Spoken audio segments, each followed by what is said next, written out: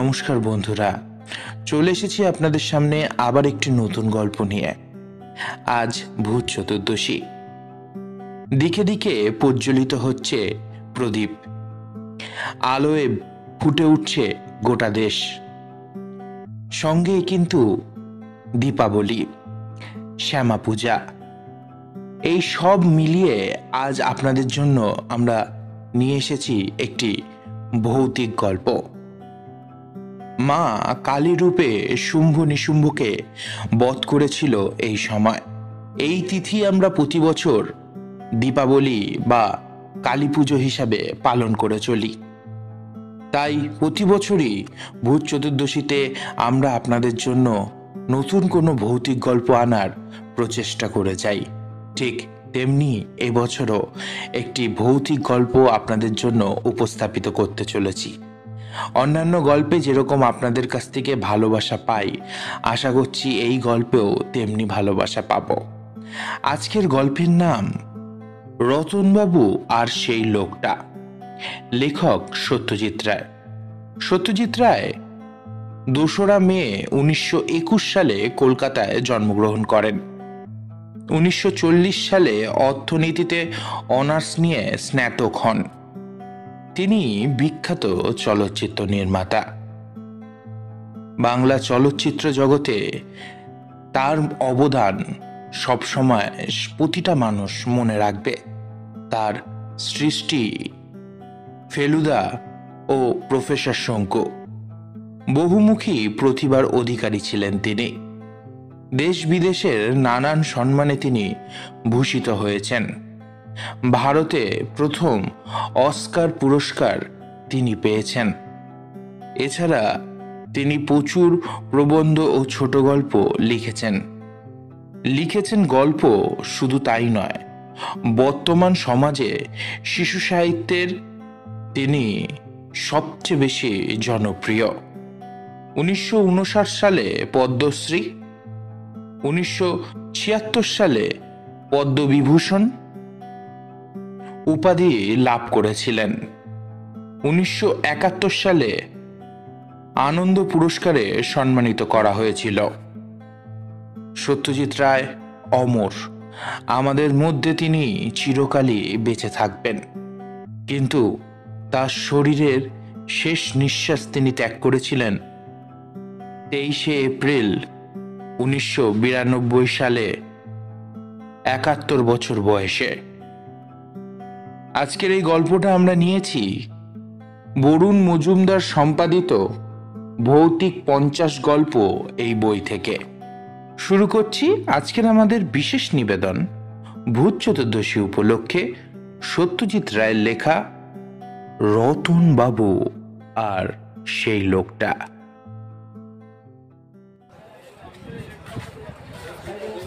Train থেকে নেমে এইদিক ওইদিক দেখে রতনবাবুর মনে কিন্তু একটা খুশির ভাব জেগে উঠল। জায়গাটা তো ভালো বলেই মনে হচ্ছে। স্টেশনের পেছনে শিরীষ গাছটা কেমন মাথা উঁচিয়ে রয়েছে, তার ডালে আবার একটা লাল ঘুড়ি আটকে রয়েছে। লোকজনের মধ্যে ব্যস্ততার ভাব নেই। বাতাসে কেমন একটা সোদা গন্ধ। সব মিলিয়ে মিশিয়ে একটা দিব্যি মনোরম পরিবেশ। সঙ্গে একটা ছোট হোলডল আর একটা চামড়ার ছোট সুটকেস। কুলির কিন্তু দরকার নেই। রতনবাবু দু হাতে দুটোকে তুলে নিয়ে স্টেশনের গেটের দিকে এগিয়ে গেলেন। বাইরে কিন্তু সাইকেল রিক্সা পেতে কোনো অসুবিধা হলো না। ডোরাকাটা হাফ প্যান্ট পরা ছোকরা চালক জিজ্ঞাসা করলো, কোথায় যাবেন বাবু? রতনবাবু বললেন, নিউ মহামায়া হোটেল জানো? ছোকরা ছোট্ট করে মাথা নাড়া দিয়ে বলল, উঠুন বাবু। ভ্রমণ জিনিসটা রতনবাবুর একটা বাতিক বলেই বলা যেতে পারে। সুযোগ পেলেই তিনি কলকাতার বাইরে কোথাও ঘুরে আসেন। অবশ্য সুযোগ যে সবসময় আসে তা কিন্তু নয়, কারণ রতনবাবুর একটা চাকরি আছে। কলকাতার জিওলজিক্যাল অফিসের সার্ভের তিনি একজন কেরানি। আজ 24 বছর ধরে তিনি এই এক চাকরি করছেন, তাই বাইরে বেরিয়ে আসার সুযোগ তার বছরে একবারই আসে। পুজোর ছুটির সাথে তার বাৎসরিক পাওনা ছুটি মিলিয়ে তিনি এই পুজোর সময় প্রতি বছর কোথাও না কোথাও থেকে ভ্রমণ করে আসেন। এই বেড়ানোর ব্যাপারে কিন্তু রতনবাবু সঙ্গে কাউকে নেন না, বা নেবার ইচ্ছেটাও তার মনে জাগে না। প্রথম প্রথম যে সঙ্গীর অভাব সে বোধ করতেন না তা নয়, তার অফিসের পাশের টেবিলের কেশববাবুর সাথে তার এককালে এই নিয়ে অনেক কথা হয়েছিল। মহালয়ার ঠিক কয়েকদিন আগে রতনবাবু তখন সবে ছুটির প্ল্যান করেছেন। তিনি বলেছিলেন, আপনিও তো মশাই একা মানুষ, চলুন না এবার পুজোতে দুজনে মিলে কোথাও ঘুরে টুরে আসি। কেশববাবু তার কলমটা কানে গুজে হাত দুটো জোড়ো করে তার দিকে চেয়ে মাথা নেড়ে মৃদু স্বরে বলেছিলেন, আপনার পছন্দের সাথে কি আমার পছন্দ মিলবে? আপনি যাবেন সব উদ্ভট নাম না জানার জায়গায়, সেইখানে না আছে দেখবার কিছু, আর না আছে থাকা খাবার সুবিধে। কিছু মনে করবেন না, আমার না মাফ করবেন। আমি যাচ্ছি হরিণাবিতে আমার ভাড়া ভাইয়ের কাছে। ক্রমে রতনবাবু বুঝতে পেরেছিলেন তার মনের সাথে মন মিলিয়ে বন্ধু পাওয়াটা খুব কষ্টকর। তার পছন্দ অপছন্দ ব্যাপারটা সাধারণ লোকের সাথে একেবারে মেলে না, কাজেই বন্ধু পাওয়ার আশাটা পরিত্যাগ করাই ভালো। সত্যি রতনবাবুর স্বভাব চরিত্রে বেশ একটা অভিনবত্ব ছিল।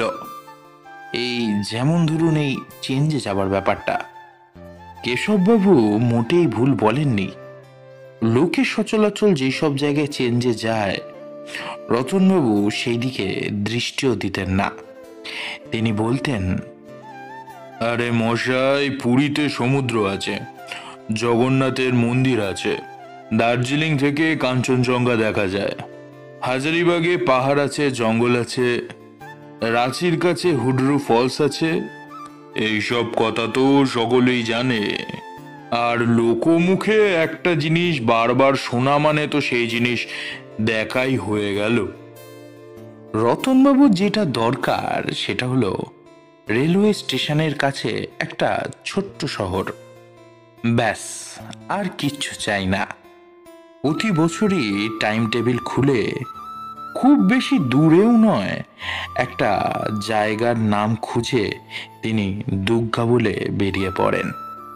কোথায় গেলেন, কি দেখলেন তা কেউ জিজ্ঞাসা করে না, বা কাউকে তিনিও বলেন না। এমন অনেকবার হয়েছে যে যেখানে গেছেন জায়গার নাম তিনি আগে কখনো শোনেননি, আর যেখানেই গেছেন সেখানে এমন একটা কিছু তিনি খুঁজে বার করেছেন তার ফলে তার মন খুশি হয়ে গেছে। অন্যদের চোখে হয়তো জিনিসগুলো খুবই সামান্য, যেমন ধরুন রাজা ভাত খাওয়ায় একটা বুড়ো অশ্বত্থ গাছ, যেটা একটা কুল গাছ আর একটা নারকেল গাছকে পাকিয়ে উঠেছে। মহেশগঞ্জে একটা নীলকুঠির ভগ্নাবশেষ, ময়নাতে একটা মিষ্টির দোকানের ডালের বরফি। এইবার রতনবাবু যেখানে এসেছেন সেই জায়গাটার নাম সিনি। টাটানগর থেকে 15 মাইল দূরে এই শহর। এই জায়গাটা অবশ্য টাইম টেবিল থেকে বার করেননি তিনি, আপিসের অনুকূল মিত্তির বলেন এই জায়গাটার কথা। নিউ মহামায়া হোটেলের নামটাও তার কাছ থেকেই পাওয়া। রতনবাবুর চোখে হোটেলটাকে বেশ ভালোই মনে হলো। ঘরটা ছোট, তবে তাতে কিছু আসে যায় না। পূব দক্ষিণ দুই দিকে দুটো জানালা রয়েছে, তাই দিয়ে কিন্তু বেশ চমৎকার দৃশ্য দেখা যায়। পঞ্চা চাকরটাকেও বেশ অমায়িক বলে মনে হলো। রতনবাবু শীত গ্রীষ্ম দুবেলা গরম জলে স্নান করেন। পঞ্চা তাকে আশ্বাস দিল তার জন্য তাকে কোনো চিন্তা করতে হবে না। হোটেলের রান্নাটা মোটামুটি চলনসই এবং সেইটাই যথেষ্ট, কারণ খাবার ব্যাপারে রতনবাবু মোটেই খুঁতখুঁতে নন। শুধু একটা ব্যাপারই তার আছে, ভাত ও হাতের রুটি দুটো না হলে কিন্তু তার খাওয়াটা ঠিক জমে না। মাছের ঝোলের সাথে ভাত আর ডাল তরকারির সাথে রুটি, এইটাই কিন্তু তার রেয়াজ। হোটেলে এসেই পঞ্চাকে তিনি কথাটা জানিয়ে দিয়েছেন এবং পঞ্চা সেই কথা ম্যানেজারকে পৌঁছে দিয়েছেন। নতুন জায়গায় এলেই প্রথম দিনেই বিকেলে একটু হেঁটে না বেরালে রতনবাবু স্বস্তি বোধ করেন না। সিনিকেও এই নিয়মের ব্যতিক্রম হলো না। 4টের সময় পঞ্চার এনে দেওয়া চা খেয়েই রতনবাবু বেরিয়ে পড়লেন। শহর থেকে বেরালে খোলা অসমতল প্রান্তর, তার মধ্যে দিয়ে আবার এদিক ওদিক হাঁটা পথ চলে গেছে। এই পথ দিয়ে মাইলখানেক হেঁটে গিয়ে রতনবাবু ভারী মনোরম একটা জিনিস আবিষ্কার করলেন। একটা ছোট্ট ডোবা পুকুর, তার মাঝে শালুক ফুটে আছে, তার চারিধারে অজস্র পাখির জটলা। বক, ডাহুক, কাদাখোঁচা, মাছরাঙা, এইগুলো কিন্তু রতনবাবুর চেনা। বাকিগুলো এই প্রথম তিনি দেখলেন। প্রতিদিন বিকালবেলাটা এই ডোবার পাশে বসেই হয়তো রতনবাবু ছুটিটা কাটিয়ে দিতে পারতেন, কিন্তু দ্বিতীয় দিন আরও কিছু পাওয়ার আশায় তিনি অন্য পথ ধরে হাঁটতে শুরু করলেন। মাইলখানেক হাঁটার পর পথে এক পাল ছাগলের দল আসার দরুন তার হাঁটা কিছুক্ষণের জন্য বন্ধ রাখতে হলো। রাস্তা খালি হওয়ার পর আরো মিনিট 5 হাঁটলেই দেখলেন সামনে একটা কাঠের পুল দেখা যাচ্ছে। আরো এগিয়ে গিয়ে বুঝলেন সেটা একটা ওভারব্রিজ। তার ঠিক নিচ দিয়ে চলে গেছে রেলের লাইন। পূব দিকে দূরে স্টেশনটা দেখা যাচ্ছে, আর পশ্চিম দিকে যত দূর চোখ যায় দেখা যাচ্ছে সোজা দুটো লোহার পাত।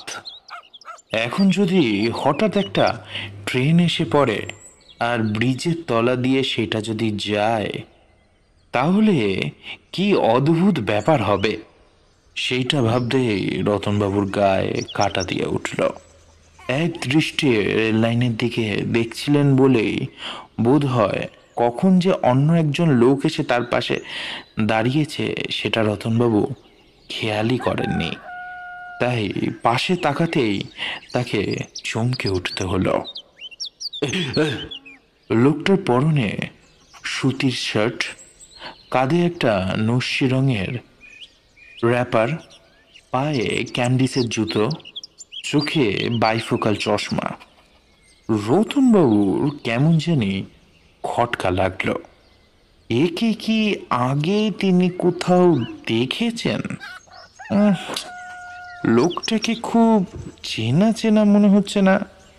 মাঝারি হাইট, গায়ের রঙও মাঝারি, চোখের দৃষ্টিতে কেমন উদাস ভাবুক ভাবুক ভাব। বয়স কত হবে? 50-এর বেশি নয় নিশ্চয়ই।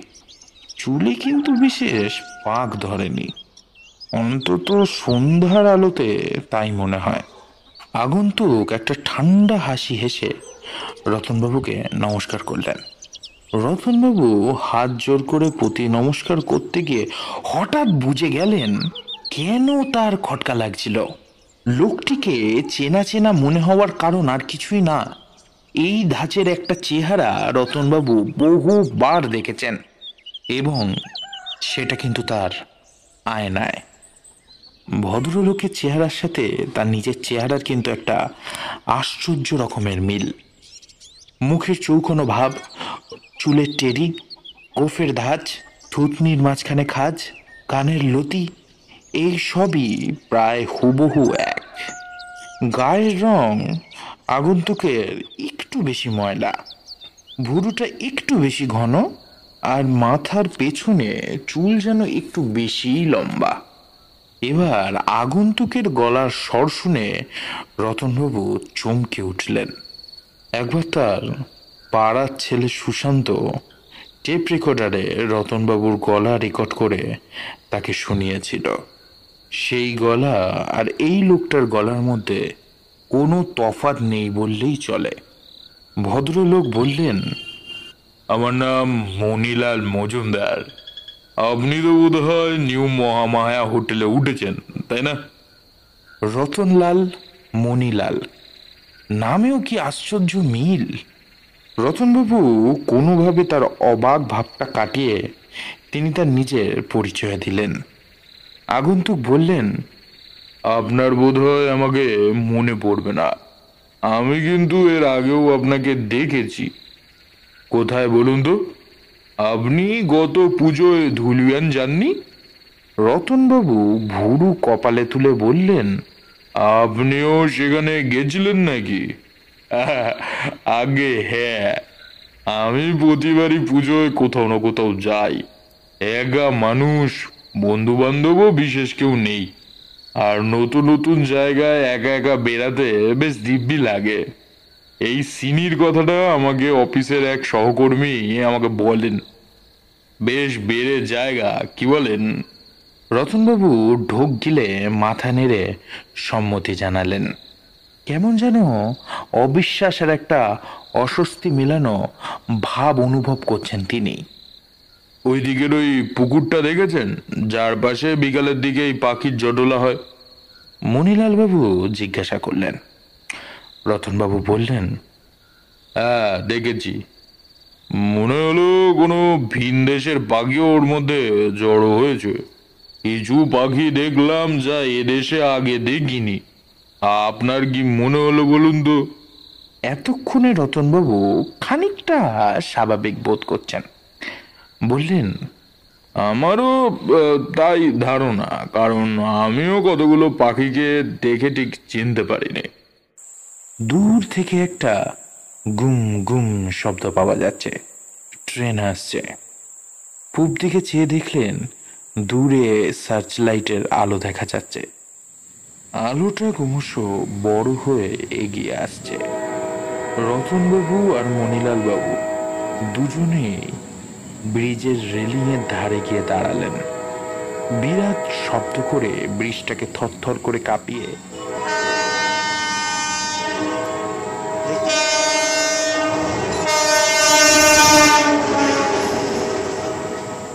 ট্রেনটা উল্টো দিকে চলে গেল। দুজন ভদ্রলোকই হেঁটে ব্রিজটার উল্টো দিকে গিয়ে যতক্ষণ না ট্রেনটা অদৃশ্য হয় ততক্ষণ সেই দিকে চেয়ে রইলেন। রতনবাবুর মনে ছেলে মানুষই রোমাঞ্চের ভাব জেগে উঠেছে। মণিলাল বাবু বললেন, আশ্চর্য, এত বয়স হলো তবু ট্রেন দেখা সেই আনন্দটা গেল না। বাড়ি ফেরার পথে রতনবাবু জানলেন মণিলাল বাবু 3 দিন হলো সিনিতে এসেছেন আর কালিকা হোটেলে উঠেছেন। কলকাতাতেই তার পৈতৃক বাড়ি। কাজও করেন তিনি কলকাতার এক সওদাগরি অফিসে। মাইনের কথাটা কেউ কাউকে সাধারণত জিজ্ঞেস করে না, কিন্তু রতনবাবু একটা অদম্য ইচ্ছের ফলে লজ্জার মাথা খেয়ে সেটা জিজ্ঞাসা করে ফেললেন। উত্তর যা পেলেন তাতে তার কপালে ঘাম ছুটে গেল। এমন কি সম্ভব? মণিলাল বাবু আর রতনবাবুর মাইনে এক, দুজনেই পান 437 টাকা, দুজনেই ঠিক একই বোনাস পেয়েছেন পুজোয়। লোকটা যে আগে থেকে তার নারী নক্ষত্রের ফিকিরে সব জেনে নিয়ে তার সাথে একটা ধাপ্পাবাজির খেলা খেলছে, এই কথাটা কিন্তু রতনবাবু কিছুতেই বিশ্বাস করতে পারলেন না। প্রথমত তার রোজকার জীবনে কি ঘটছে না ঘটছে তা নিয়ে কিন্তু আজ পর্যন্ত কেউ কোনোদিন মাথা ঘামায়নি। তিনি নিজের তালে নিজেই ঘোরেন। অফিসের বাইরে বাড়ির চাকর ছাড়া তিনি কারোর সাথে কথা বলেন না। কারুর বাড়িতে গিয়ে কখনো আড্ডা মারেন না। মাইনের ব্যাপারটা না হলে বাইরে জানাজানি হতে পারে, কিন্তু তিনি রাত্রে কখন ঘুমন, কি খেতে ভালোবাসেন, কোন খবরের কাগজটা পড়েন, কোন থিয়েটার বা বাংলা সিনেমা তিনি ইদানিং দেখেছেন, এইসব তো তিনি নিজে ছাড়া আর কেউ জানে না। অথচ এই সব কিছুই তো এই ভদ্রলোকের সাথে হুবহু মিলে যাচ্ছে। রতনবাবু কিন্তু কথাটা মুখ ফুটে মণিলাল বাবুকে বলতে পারলেন না। সারা রাস্তা তিনি শুধু মণিলাল বাবুর কথাই শুনলেন, আর নিজের সাথে মিল দেখে বারবার অবাক হলেন, চমকিত হয়ে উঠিলেন। নিজের সম্বন্ধে তিনি এগিয়ে গিয়ে কিছুই বললেন না। রতনবাবুর হোটেলটাই আগে পড়ে। হোটেলের সামনে এসে মণিলালবাবু বললেন, আপনার এখানে খাওয়া দাওয়া কেমন? রতনবাবু বললেন, মাছের ঝোলটা মন্দ করে না, বাকি সব ওই চলনসই। আমার হোটেলের রান্নাটা আবার তেমন সুবিধের নয়। শুনছি এইখানে জগন্নাথ মিষ্টান্ন ভাণ্ডারে নাকি খুব ভালো লুচি ও ছোলার ডাল করে। আজ রাতের খাওয়াটা সেখানে সারলে কেমন হয়? রতনবাবু বললেন, বেশ তো, আমার আপত্তি নেই। ধরুন এই রাত্রির 8টা নাগাদ। ঠিক আছে, আমি আমি আপনার জন্য ওয়েট করব, ঠিক আছে? তারপর দুজনে মিলে একসাথে যাব। মণিলালবাবু চলে যাবার পর রতনবাবু হোটেলে না ঢুকে কিছুক্ষণ বাইরে রাস্তায় পায়চারি করলেন। সন্ধ্যা গাঢ় হয়ে এসেছে। আকাশ পরিষ্কার, এতই পরিষ্কার যে তারার মধ্যে দিয়ে এঁকে বেঁকে যাওয়া মেঘের পথটাকে ঠিক স্পষ্ট দেখা যাচ্ছে। আশ্চর্য, এতকাল রতনবাবুর মনের মধ্যে একটা ক্ষোভ ছিল যে তার মনের মতন, তার মতের মতন মিলালা তার একটাও বন্ধু পায় না। অথচ এই সিনিতে এসে হঠাৎ এমন একটা লোকের তিনি সাক্ষাৎ পেয়েছেন, যাকে তারই একটি ডুপ্লিকেট সংস্করণ বলা যেতে পারে। চেহারায় খানিকটা তফাৎ থাকলেও স্বভাবে আর রুচিতে এমন মিল যমজ ভাইদের মধ্যেও দেখা যায় কিনা কে জানে। তার মানে কি এতদিনে তার বন্ধুর অভাব মিটল? রতনবাবু এই প্রশ্নের উত্তর ঠিক চট করে খুঁজে পেলেন না। হয়তো মণিলাল বাবুর সাথে আর একটু মিশলে তিনি ব্যাপারটা বুঝতে পারবেন। একটা জিনিস তিনি ঠিক বুঝতে পারছিলেন, যে তার একা ভাবটা কেটে গেছে। এই পৃথিবীতে তারই মতন আরেকটি লোক ঠিক ছিল, আর তিনি আকস্মিকভাবে তার সাক্ষাৎ পেয়ে গেছেন। জগন্নাথ মিষ্টান্ন ভাণ্ডারে টেবিলের দুই দিকে মুখোমুখি বসে খেতে খেতে রতনবাবু লক্ষ্য করলেন যে তারই মতন মণিলাল বাবু বেশ পরিষ্কার করে চেটেপুটে খেতে ভালোবাসেন। তারই মতন খাবারের মাঝখানে জল খান না, তারই মতন ডালের মধ্যে পাতিলেবু কচলে নেন। সব খাবার পরে দই না খেলে রতনবাবুর চলে না, মণিলাল বাবুরও চলে না। খাওয়ার সময় রতনবাবুর একটু অস্বস্তি লাগছিল এই কারণে যে তার সব সময় মনে হচ্ছিল অন্য টেবিলের লোকরা তাদের দিকে ফিরে ফিরে দেখছে। এরা কি তবে তাদের দুজনের মধ্যে যে মিলটা আছে সেটা লক্ষ্য করেছে? এই মিলটা কি এতই স্পষ্ট যে বাইরের লোকের চোখেও ধরা পড়ে? খাওয়ার পর রতনবাবু আর মণিলাল বাবু চাঁদনি রাতে রাস্তায় কিছুক্ষণ পায়চারি করলেন। একটা প্রশ্ন রতনবাবুর মাথায় অনেকক্ষণ থেকে ঘুরছিল। এক ফাঁকে সেটা বেরিয়ে পড়ল। জিজ্ঞাসা করলেন, আপনার কি 50 পেরিয়ে গেছে মশাই? মণিলাল বাবু হেসে বললেন, এই বেরালো বলে এই 11ই পৌষে 50 কমপ্লিট করব। রতনবাবুর মাথাটা বো করে ঘুরে গেল। দুজনের জন্ম একই দিনে, 1323 সালের 11ই পৌষ। আধ ঘন্টাখানেক পায়চারি করার পর বিদায় নেওয়ার সময় মণিলাল বাবু বললেন, আপনার সাথে আলাপ করে বড় আনন্দ পেলুম। আমার সাথে সহজে কারুর একটা বনে না, কিন্তু আপনার বেলা সে কথাটা খাটে না। বাকি ছুটিটা বেশ আনন্দে কাটবে বলে মনে হচ্ছে। অন্যান্য দিন রতনবাবু 10টার মধ্যে ঘুমিয়ে পড়েন, সঙ্গে দু একটা বাংলা মাসিক পত্রিকা নিয়ে বিছানায় শুয়ে কিছুক্ষণ পাতা উল্টানোর পর আপনা থেকেই ঘুমে চোখ বুজে আসে। শোয়া অবস্থাতেই হাত বাড়ালেই বাতির সুইচটা পাওয়া যায়। সেটা নেবালেই মিনিট খানেকের মধ্যে রতনবাবু নাক ডাকতে আরম্ভ করে। আজ কিন্তু তিনি দেখলেন যে তার ঘুম আসতে চাইছে না, পড়ারও আর ইচ্ছে নেই। পত্রিকাটা হাতে তুলে নিয়ে পাশের টেবিলে তিনি রেখে দিলেন। মণিলাল মজুমদার।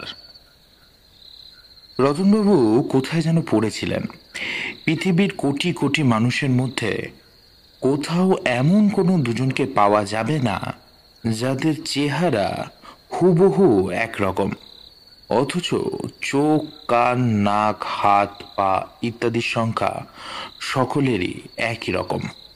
চেহারার হুবহু মিলটা নয় অসম্ভব, কিন্তু দুজনের এই মনের আশ্চর্য মিল কি সম্ভব?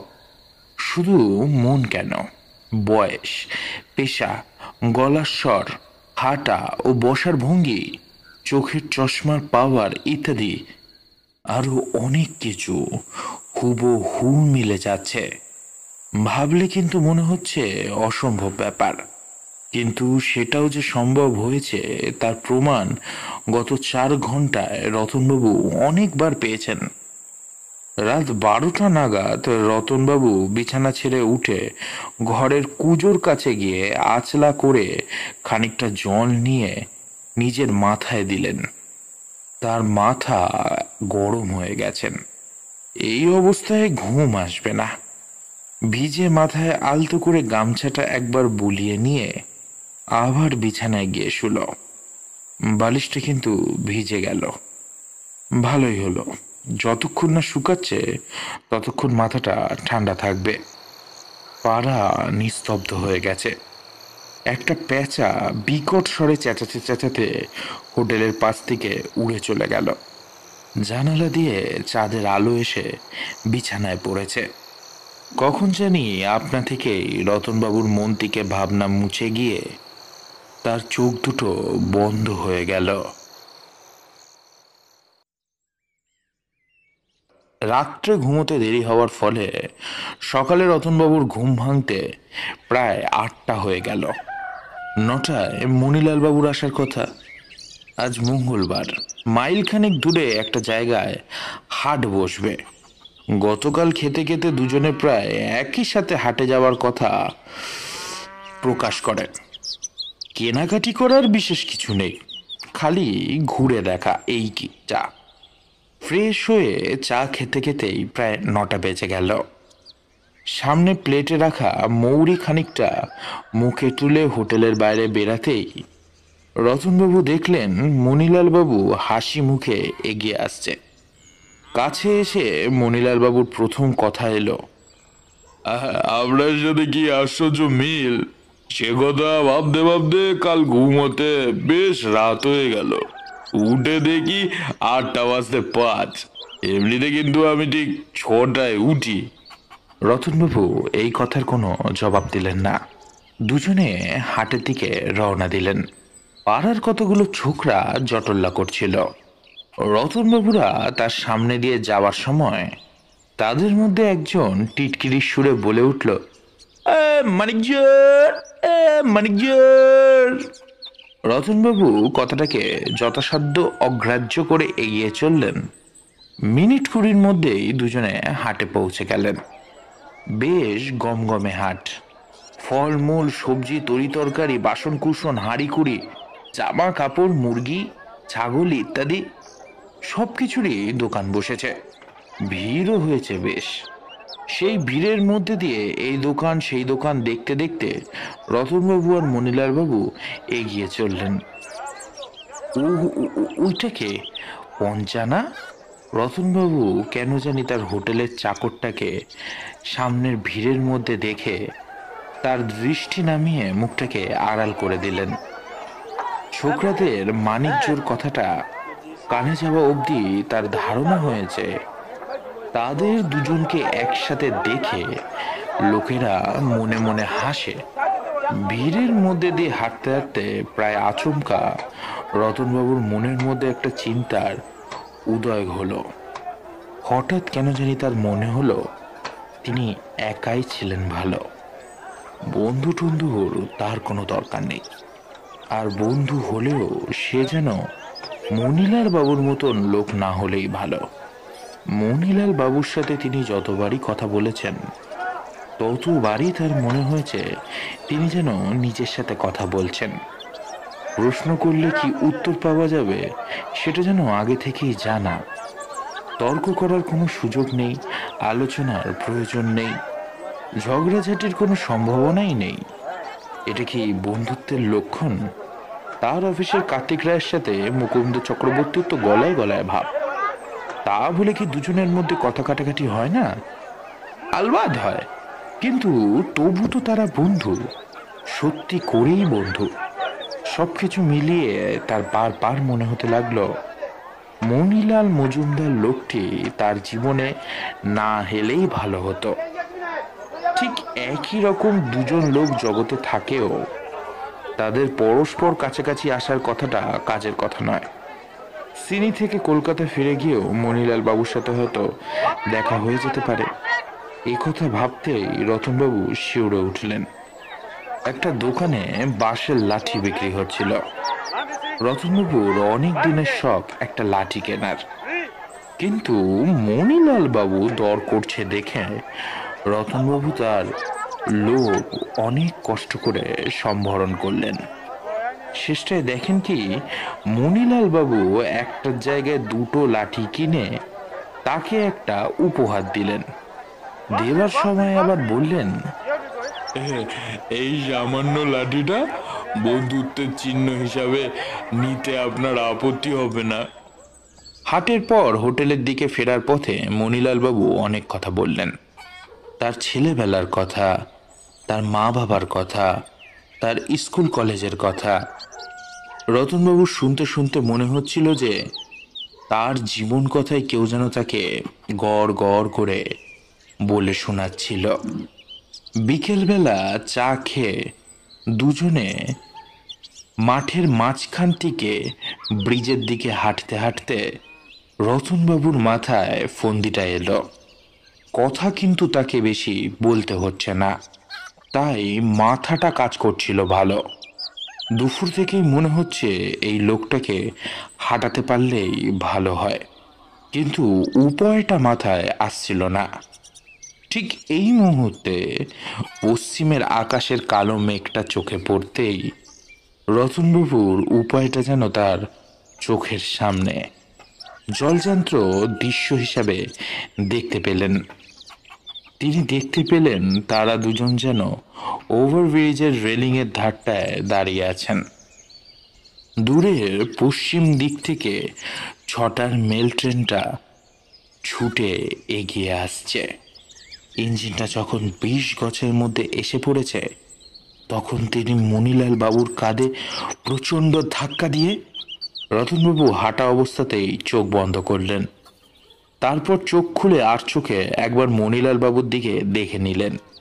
মণিলাল বাবুকে কিছুমাত্র চিন্তিত বলে মনে হলো না, কিন্তু দুজনের মধ্যে যদি এতই মিল হয় তাহলে মণিলাল বাবুও হয়তো মনে মনে তাকে হাঁটাবার কোনো ফন্দি আটছে, কিন্তু তার চেহারা দেখে তা মনে হলো না। সত্যি বলতে কি ভদ্রলোক দিব্যি মনের আনন্দে গুনগুন করে গান গাইছেন।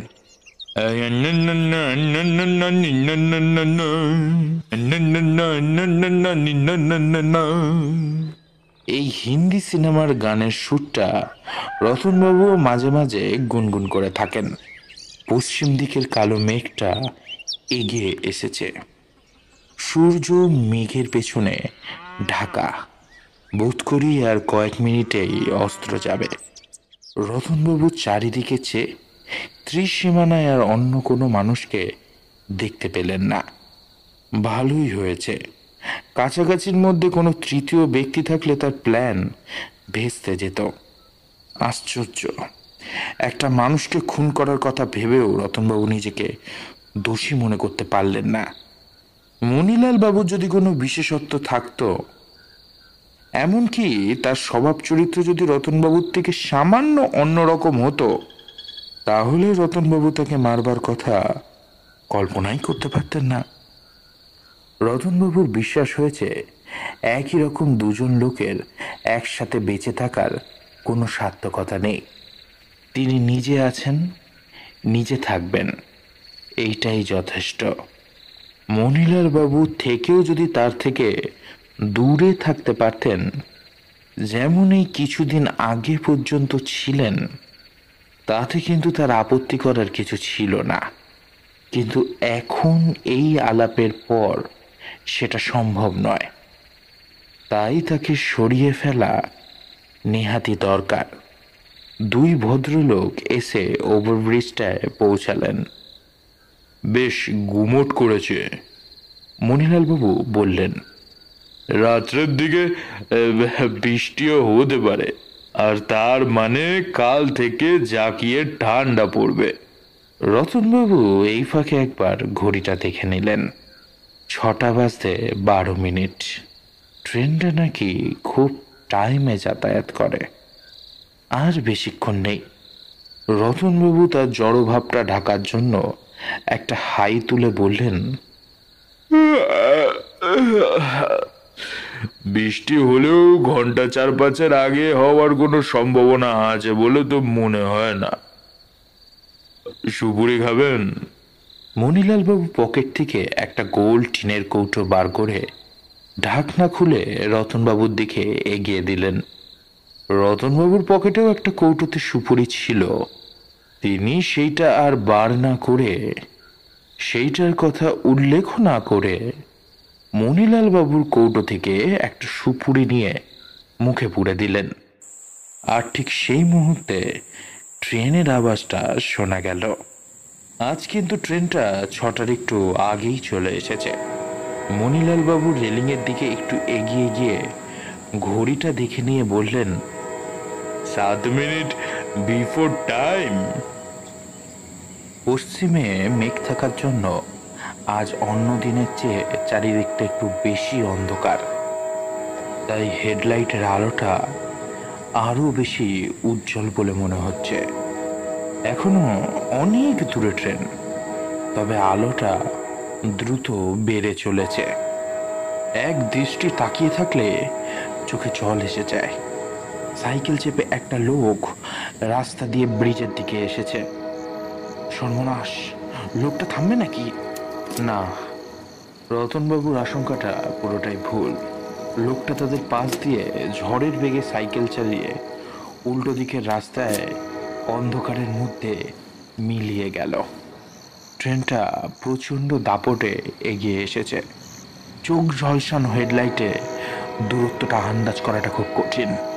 আর কয়েক সেকেন্ডের মধ্যেই ওভারব্রিজ কাঁপতে শুরু করবে। ট্রেনের শব্দে কিন্তু কান পাতা যায় না। মণিলাল বাবুর রেলিংয়ের ধারে দাঁড়িয়ে ট্রেনের দিকে চেয়ে আছেন।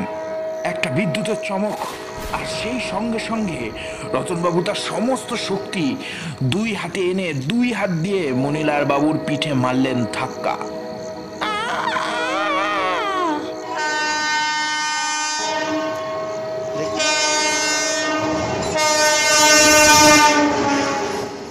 তার ফলে মণিলাল বাবুর দেহটা 2 হাত উঁচু কাঠের রেলিং থেকে শটাং চলে গেল নিচে, একেবারে রেল লাইনের দিকে।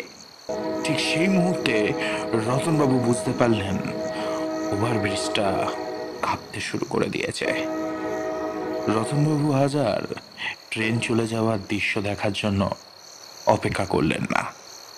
কাঠের ব্রিজটার মতনই তার মধ্যে একটা কাঁপুনি শুরু হয়েছে। পশ্চিমের মেঘটা অনেকখানি এগিয়ে এসেছে, আর মাঝে মাঝে বিদ্যুতের চমক। রতনবাবু র্যাপারটা বেশ ভালোভাবে গায়ে জড়িয়ে নিয়ে হোটেলের দিকে রওনা দিলেন। বৃষ্টির প্রথম প্রশ্নটা এড়াবার ব্যর্থ চেষ্টায় শেষের রাস্তাটুকু প্রায় দৌড়ে হাঁপাতে হাঁপাতে এসে রতনবাবু হোটেলে ঢুকলেন।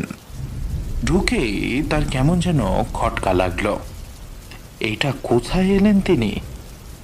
মহামায়া হোটেলের সামনের ঘরটা তো এরকম নয়। এরকম টেবিল, এরকম ভাবে চেয়ার সাজানো, দেয়ালে এরকম ছবি। এই দিক ওই দিক দেখতে দেখতে হঠাৎ দেয়ালে একটা কাঠের বোর্ড তার চোখে পড়ল। কি বিদঘুটে ভুল রে বাবা! এই যে কালিকা হোটেলে এসে ঢুকেছেন তিনি, এইখানেই তো মণিলাল বাবু ছিলেন না? বৃষ্টিটা বেজেলেন নাকি? কে একজন প্রশ্ন করলো তাকে। রতনবাবু ঘুরে দেখলেন মাথায় কোকড়া চুল, র্যাপার গায়ে দেওয়া একজন লোক। বোধ করি এই হোটেলেরই বাসিন্দা। তার দিকে মুখ করে হাতে চায়ের পেয়ালা নিয়ে বসে আছে। রতনবাবুর মুখ দেখে ভদ্রলোক যেন একটু অপ্রস্তুত হয়ে বললেন, সরি, এই ভুল হয়ে গেছে। আপনাকে দেখে হঠাৎ ওই মণিলাল বাবু বলে মনে হয়েছিল। এই প্রশ্নটা শুনে এই প্রথম রতনবাবুর মনে একটা সন্দেহ জাগল। তিনি যে খুনটা করলেন তা সব দিক বিচার করে আটঘাট বেঁধে করেছেন কি? তারা দুজন যে একসাথে বেরিয়েছে সেইটা হয়তো অনেকেই দেখেছে, কিন্তু দেখা মানেই কি লক্ষ্য করা? যারা দেখেছে তাদের কি কথাটা মনে থাকবে? আর যদি থাকেও, তার মানেই কি সন্দেহটা তার উপরে পড়বে? হাট থেকে বেরিয়ে খোলা রাস্তায় পড়বার পর আর কিন্তু তাদের কেউ দেখেনি। এই কথা রতনবাবু খুব ভালোভাবেই জানেন। আর ওভার ব্রিজে পৌঁছানোর পর, ও হ্যাঁ, সেই সাইকেলওয়ালা তো তাদের দুজনকে নিশ্চয়ই দাঁড়িয়ে থাকতে দেখেছে, কিন্তু তখন তো রীতিমতন অন্ধকার হয়ে এসেছে। ওইভাবে দ্রুত সাইকেল চালিয়ে যাওয়ার সময় ওই লোক কি তাদের মুখ চিনে মনে করে রেখে দিয়েছে? না, অসম্ভব ব্যাপার। রতনবাবু যতই ভাবলেন ততই তিনি নিশ্চিন্ত বোধ করতে লাগলেন। মণিলাল বাবুর মৃতদেহ আবিষ্কার হবেই নিশ্চয়ই, কিন্তু তার ফলে রতনবাবুর উপরে সন্দেহ পড়বে, তার বিচার হবে, শাস্তি হবে, তাকে খুনি হিসাবে মৃত্যুদণ্ডে দণ্ডিত হতে হবে। এইসব কথা রতনবাবুর কিছুতেই বিশ্বাস হলো না। বাইরে বৃষ্টি হচ্ছে দেখে রতনবাবু কালিকা হোটেলে বসে এক পেয়ালা চা খেলেন। 7:30 নাগাদ বৃষ্টি থামল। রতনবাবু শটাং নিউ মহামায়ায় চলে এলেন। কি অদ্ভুতভাবে ভুল করে তিনি ভুল হোটেলে গিয়ে হাজির হয়েছিলেন সেটা ভাবতেও তার হাসি পাচ্ছিল। রাতে পেট ভরে খেয়ে বিছানায় শুয়ে দেশ পত্রিকা খুলে অস্ট্রেলিয়ার বুনো জাতি সম্বন্ধে একটা প্রবন্ধ পড়ে রতনবাবু ঘরের বাতি নিভিয়ে দিয়ে পরম নিশ্চিন্তে চোখ বুজলেন। আবার তিনি একা এবং অদ্বিতীয়। তার সঙ্গী নেই, সঙ্গীর কোনো প্রয়োজনও নেই। তিনি এতকাল যেমন ভাবে কাটিয়েছেন আজও ঠিক তেমন ভাবেই কাটাবেন। এর যে আরাম আর কি হতে পারে? বাহিরে আবার বৃষ্টি শুরু হয়েছে, আর তার সাথে বিদ্যুতের চমক আর মেঘের গর্জন, কিন্তু তাতে কিন্তু কিছু এসে যায় না, কারণ রতনবাবু নাক ডাকতে শুরু করেছে। পরদিন সকালে চা দেওয়ার সময় পঞ্চা বলল, ওই লাঠিটা কাল হাতে কিনলেন নাকি বাবু? রতনবাবু বলেন, হ্যাঁ, কেন রে? কত নিজে? রতনবাবু দাম বললেন। তারপর গলার স্বর যথাধিক নরম করে বললেন, তুমি গিয়েছিলে নাকি হাটে? পঞ্চা একগাল হেসে বলল, এ না বাবু, দেখলাম তো আপনাকে। আপনি আমাকে দেখতে পাননি? কই, না তো। এরপরে পঞ্চার সাথে তার আর কোনো কথা হয়নি। চা খাওয়া শেষ করে হোটেল থেকে বেরিয়ে হাঁটতে হাঁটতে তিনি কালিকা হোটেলের সামনে এসে পৌঁছালেন। কালকে সেই কোকড়া চুল ভদ্রলোকটি আরও কয়েকজন বাঙালি ভদ্রলোকের সাথে দরজার গোড়ায় দাঁড়িয়ে চিন্তিতভাবে কথা বলছেন। মণিলাল বাবুর নাম আর সুসাইড কথাটা রতনবাবুর কানে এলো। তিনি ভালো করে শোনার জন্য আরেকটু এগিয়ে গেলেন। শুধু তাই না, একটা প্রশ্নও করে বসলেন। কে আত্মহত্যা করলো মশাই? গতকালের ভদ্রলোক বললেন, কাল আপনাকে দেখে যেই লোক ভেবে ভুল করেছিলাম তিনি। সুইসাইড নাকি? সেই লোককে তো আমি তো মনে হচ্ছে। রেড লাইনের ধারে 10 পাবা গেছে, একটা ওভার ব্রিজ আছে, তারই ঠিক নিচে। মনে হয় ওপর থেকে লাফিয়ে পড়েছিলেন। ভদ্রলোক এমনিতেই একটু অদ্ভুত গোছেছিলেন, কারোর সাথে বিশেষ কথাবার্তা বলতেন না। আমরা ওনাকে নিয়ে বলাবলি করতুম। Dead body? পুলিশের জিম্মায় ট্রেন দিয়ে এসেছিলেন ভদ্রলোক। চেনাশোনা কেউ নেই এখানে, কলকাতা থেকে এসেছিলেন। এর বেশি নাকি আর কিছুই জানা যায়নি। রতনবাবু সহানুভূতির ভঙ্গিতে বার দুয়েক মাথা নেড়ে চুকচুক করে শব্দ করে আবার হাঁটতে শুরু করলেন। সুইসাইড, তাহলে খুনের কথাটা কারো মাথাতেই আসেনি। কি আশ্চর্য সৌভাগ্য তার! খুন জিনিসটা তো তাহলে ভারী সহজ। লোকে মিছে মিছে এত ভয় পায়। রতনবাবু মনে মনে বেশ হালকা বোধ করলেন। দুদিন পরে আজ তিনি আবার একা বেড়াতে পারবেন। ভাবতেও কিন্তু তার আনন্দ লাগে। গতকাল মণিলাল বাবুকে ঠেলা দেওয়ার সময় হয়তো রতনবাবুর শার্টের একটা বোতাম ছিঁড়ে গেছিল। একটা দর্জির দোকান খুঁজে বার করে বোতামটা তিনি লাগিয়ে নিলেন। তারপর একটা মণিহারির দোকান থেকে একটা নিম টুথপেস্ট কিনলেন। না হলে কাল সকালে দাঁত মাজা হবে না। যেটা রয়েছে সেটা একবারে টিপে টিপে একদম চ্যাপ্টার শেষ অবস্থায় এসে পৌঁছেছে। দোকান থেকে বেরিয়ে কিছু দূর যেতেই একটা বাড়ির ভেতর থেকে কীর্তনের আওয়াজ এলো রতনবাবুর কানে। রতনবাবু খানিকক্ষণ দাঁড়িয়ে দাঁড়িয়ে সেই কীর্তন শুনলেন। তারপর শহরের বাইরের একটা নতুন রাস্তা দিয়ে মাইল খানেক হেঁটে 11টা নাগাদ হোটেলে ফিরে এসে স্নান খাওয়া সেরে দিবানিদ্রার উদ্যোগ করলেন। যথারীতি 3টে নাগাদ ঘুম ভাঙল। আর ভাঙা মাত্রই রতনবাবু বুঝতে পারলেন যে তার মন চাইছে আজ সন্ধ্যায় আরেকবার ওভারব্রিজটাতে যেতে। গতকাল খুব স্বাভাবিক কারণে রতনবাবু ট্রেনের দৃশ্যটা উপভোগ করতে পারেননি। আকাশে মেঘ অবশ্যই কাটেনি, কিন্তু তাতে বেশি ক্ষতি নেই। বৃষ্টির কোনো সম্ভাবনা আছে বলে মনে হয় না। আজ তিনি ট্রেন আসা থেকে শুরু করে চলে যাওয়ার মুহূর্ত পর্যন্ত তিনি আরাম করে দেখবেন। 5টার সময় চা খেয়ে রতনবাবু নিচে নামলেন। সামনেই ম্যানেজার শম্ভুবাবু বসে আছেন। রতনবাবুকে দেখে বললেন, এই ভদ্রলোক কালকে মারা গেছে, তার সাথে আপনার আলাপ ছিল নাকি মশাই? রতনবাবু প্রথমটা কিছু না বলে অবাক হওয়ার ভান করে শম্ভুবাবুর দিকে চাইলেন। তারপর বললেন, কেন বলুন তো? না মানে পঞ্চা বলছিল হাটে নাকি আপনাদের দুজনকে একসাথে দেখেছে। রতনবাবু অল্প হেসে শান্তভাবে বললেন, আলাপ এখানে আমার কারোর সাথেই হয়নি।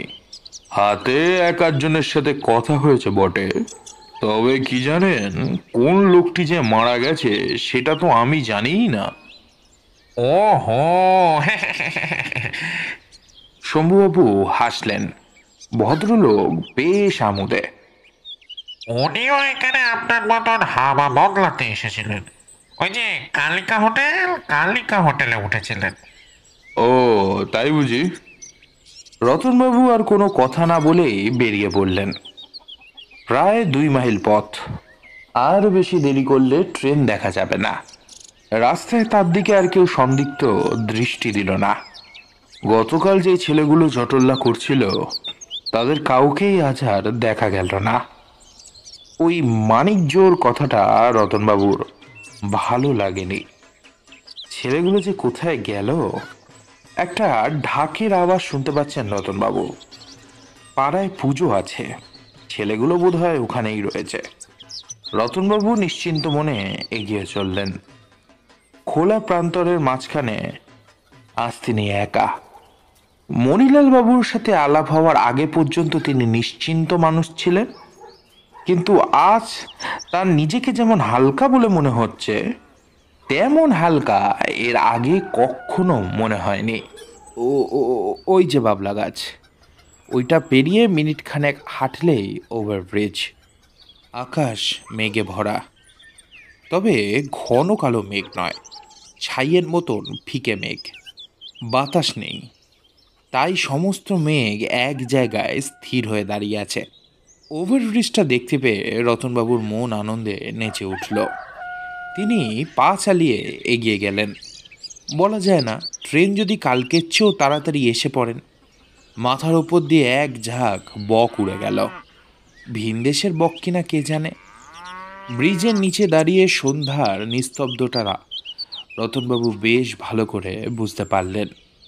খুব মন দিয়ে কান পাতলে ক্ষীণ ঢাকের শব্দ শহরের দিক থেকে শোনা যায়, এছাড়া আর কোনো শব্দ নেই। রতনবাবু রেলিংয়ের পাশটায় গিয়ে দাঁড়ালেন।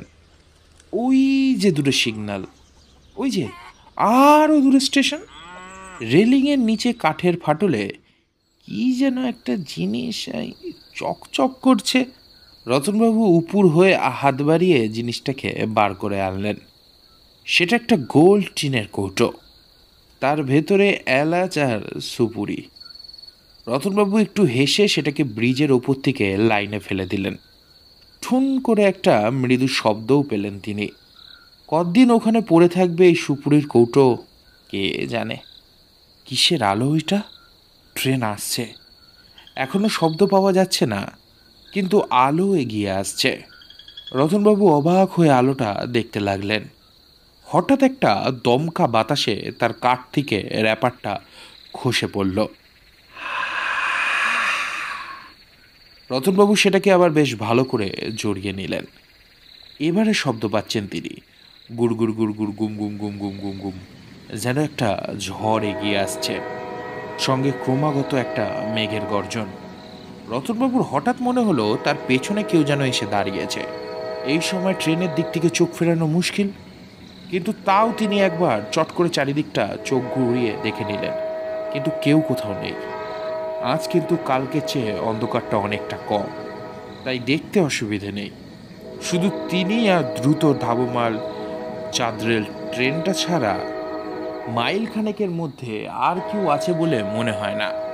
ট্রেন এখন 100 গজের মধ্যে। রতনবাবু রেলিংয়ের দিকে আরও এগিয়ে গেলেন। আগেকার দিনে স্টিম ইঞ্জিন হলে এতটা এগিয়ে যাওয়া নিরাপদ হতো না, চোখে মুখে কয়লার ধোঁয়া ঢুকে যাওয়ার বিপদ ছিল।